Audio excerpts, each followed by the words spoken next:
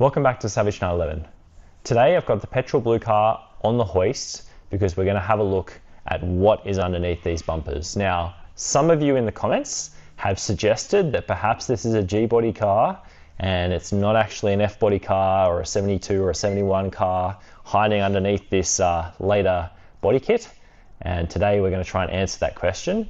And more specifically, we're trying to figure out, do we go back to a 2.8 RSR long hood style car? Is there enough metal, original metal underneath this to make that work? Or do we have to go for a later G-body style IROC or a 3-litre RS type car? So that's what we're trying to answer today, and I've got on the hoist to get in there and see what we can do. Let me talk quickly about this hoist because I haven't really shown you this garage before. So this is actually a single post hoist, which is kind of unusual. You'll see when it lifts up that it's got quite a big footing that comes out underneath the car. So you can drive a car underneath and there's a bit of a bump, but there is definitely room to park underneath, which makes this more of a car stacker than a hoist. It's an Italian-made brand, and it's a bit noisy. It's a bit of a beast. So let's have a look at raising the car.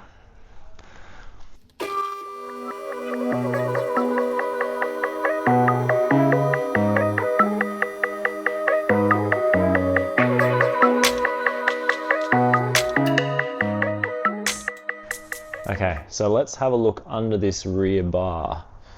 So from above, we've got the lights coming straight off here, and then this center reflector, which obviously is not an F-body.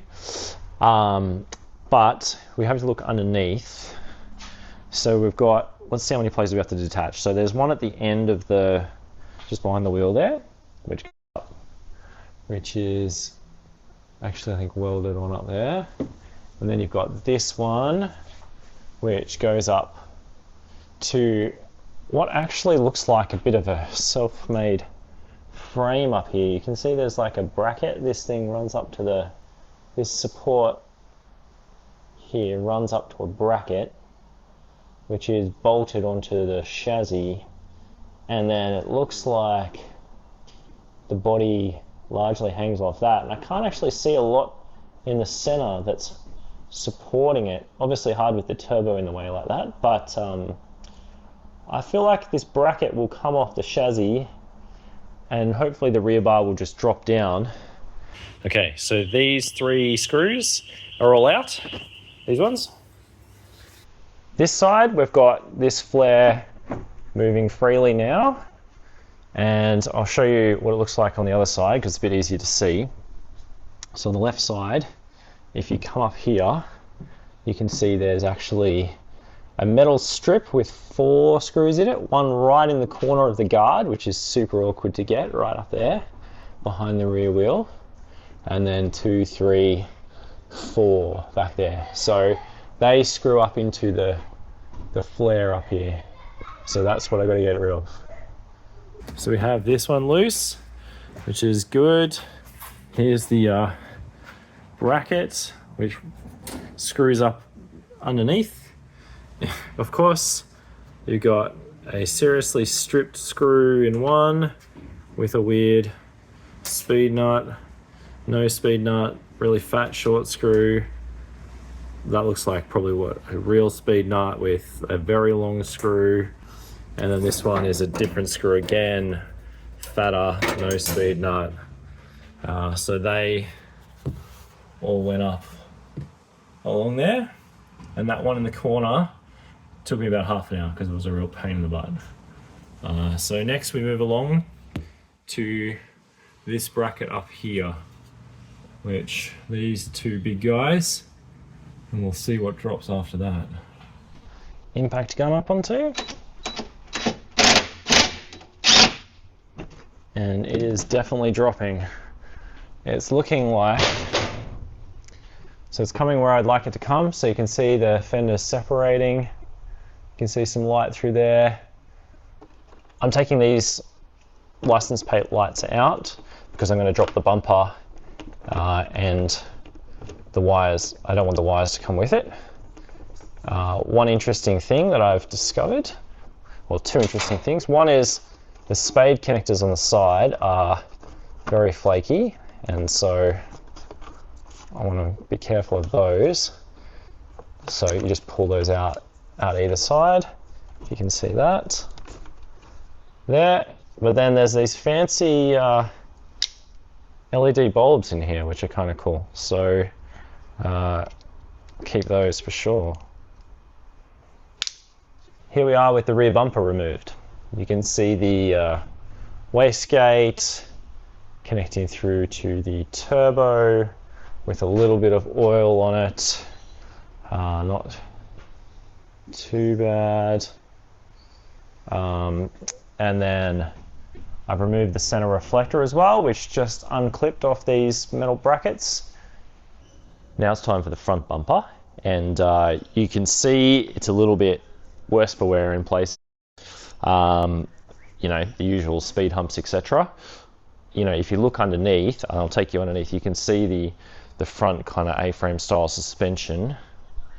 It's not too bad under there. I don't know why there's some kind of yellow paint and stuff, but yeah, and then you can see those attachment points over there, right up here. I'm gonna have to take those off.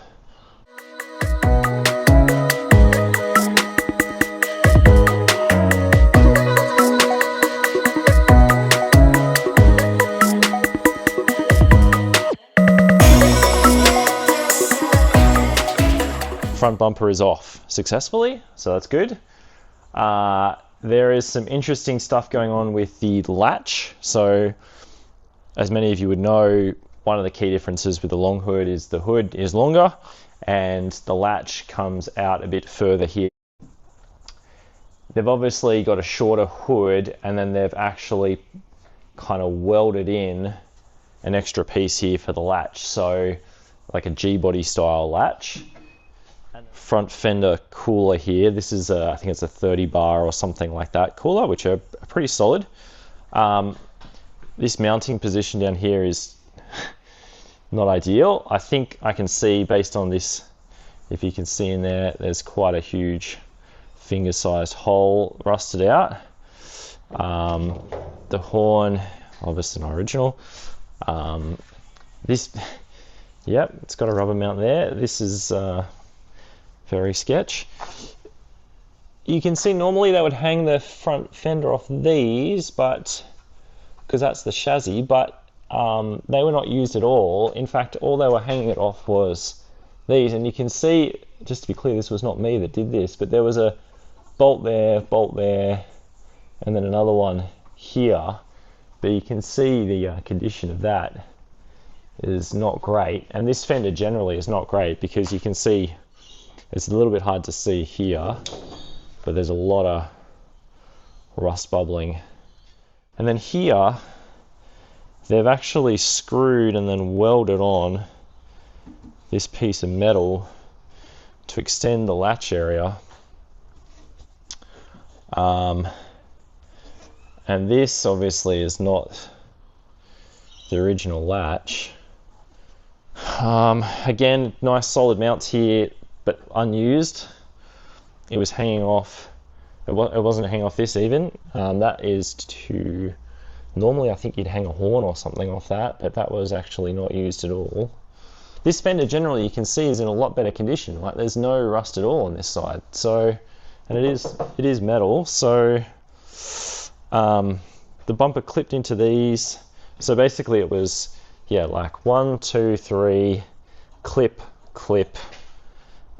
plastic stud through here, 1, 2, 3, 4, and then the same on the other side. So interesting bumper mount there. That one's missing the cover off the end as well. You can see it's got this round bit on the end here and not there.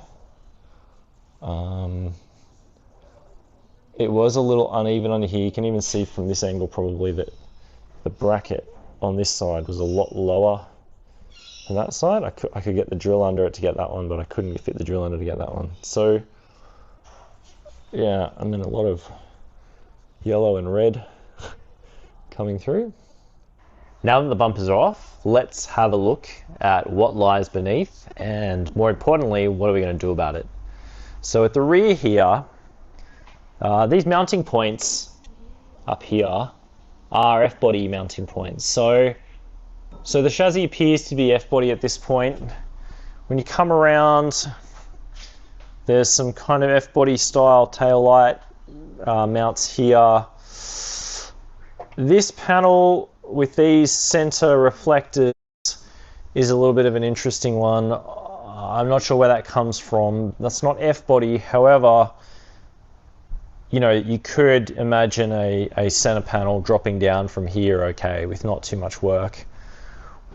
When you run a ruler straight down, this exhaust, I think, will fit behind it. If I take a bit of an angle on it, I think you'll see it kind of fits behind it. Once you put heat shielding and stuff in, I think it'll be a bit tight, but maybe doable. So that's what's going on with the rear. So possible to do F-body kit, like a fiberglass 2.8 RSR kit. The width's a little bit tricky, but I think we could make it work. So that's the rear. This latch lip is G-body. These pressings are all G-body. These mounts, the unused bumper mounts, are G-body. So that part is definitely G-body. The question is, how far back does it go?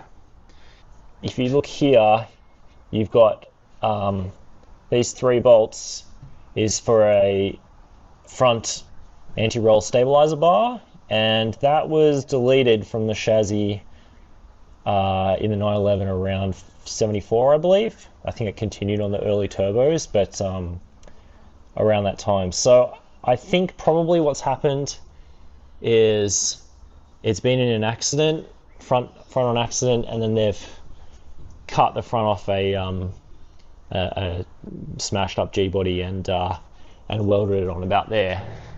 And here are all the parts we pulled off, nicely organized. We now know what lies beneath. So we have a F-body rear 3/4 of the car, and then somewhere here-ish, it becomes a G-body. Interesting. Well, what are we going to do with it? I think we've got about 3 options at least, so let's talk through those. Option number 1, pretend it didn't happen. Put the covers back on and just enjoy it, sell it, whatever you want to do. So that's the cheapest option. Option number 2, let's still go for the client brief, which was a G-body 3.0 RS. Guards and stuff are all good. You've got the G-body mounts, so that's even easier. And put the RS 3.0 RS bumper on, paint it. At the rear, it's a little bit trickier, but I think, you know, either reusing the existing bar, which is pretty generic, and then doing a center reflector and tail lights is not a super expensive option. Chuck a ducktail on it, paint it, and you got a nice 3.0 RS G-body style race car. So that's option number 2, not crazy expensive. Option number 3 is the I've got a long hood, damn it, and I'm going to make it look like one, romantic option. So that would mean, I think, what I would do is cut down here. You can buy a latch support panel from Porsche, new, weld that in, and then basically buy a back kit for a G-body, which means new fenders, new hood, new bumper, spray it all. The rear is relatively easy because you've got the F-body mounts, get a fiberglass rear bar, tail lights, center panel. It's not, I'm not saying it's easy or cheap, it's definitely a lot of work. So that's the third option. Keep it as is, G-body race car or F-body RSR restoration in increasing cost. So I'd love you to comment with which one of those 3 options you would go with and why. Let's find out what the owner wants to do with it, and I'll see you next time on Savage 911. Please like and subscribe so you get to see that next video. Thanks for watching.